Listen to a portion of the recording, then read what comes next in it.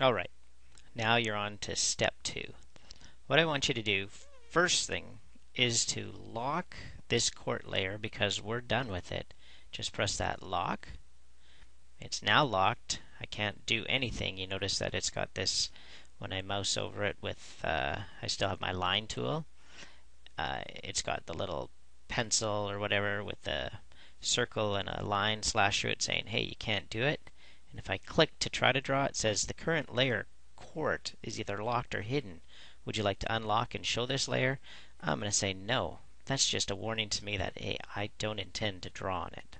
Alright? So now I'm going to unlock this paddle layer.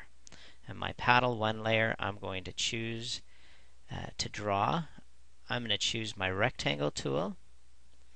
And I will make, this is a paddle and the background is black. I'm just going to go with no stroke.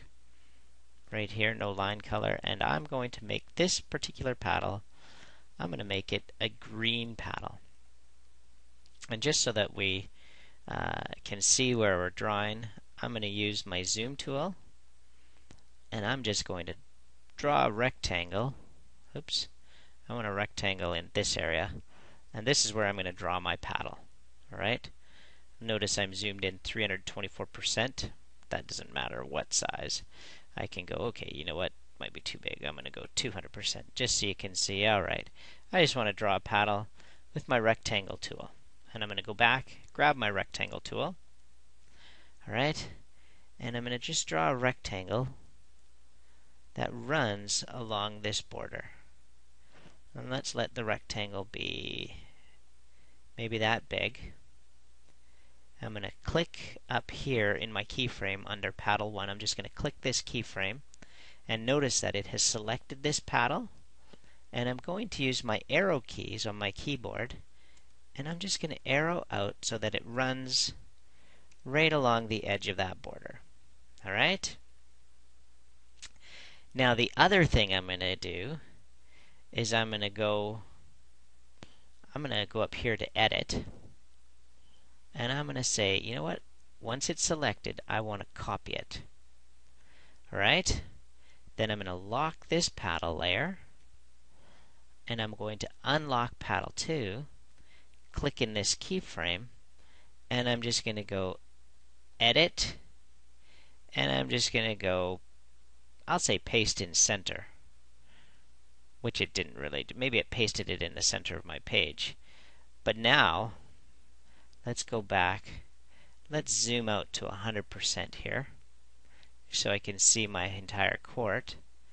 I'm going to grab my selection tool, and I'm just going to take this paddle, and I'll move it over here. Alright, and I'll just use my arrow keys to line it up so it's pretty close to there. These paddles are pretty huge too, right? Maybe I made it too big. Okay, well, easy thing to do is I'll just delete this. Then I'll go back to my paddle 1 layer, and I'll grab my free transform tool here. Let me zoom in so you can see what I'm going to do here.